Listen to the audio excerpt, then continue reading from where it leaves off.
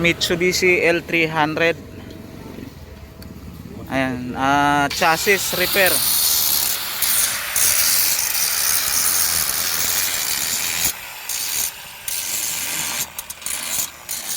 Ayan, so nagre-repair tayo ng chassis para dito sa Mitsubishi L300.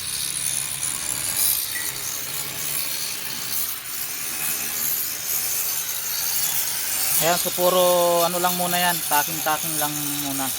Tapos popol weld natin yan. Ganyan. Popol weld natin ito para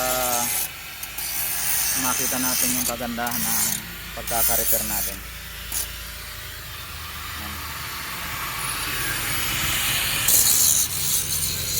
Ayan, shout out sa may mga Mitsubishi L300 4D56 engine.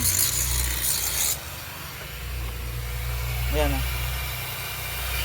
yan ang makina niyan.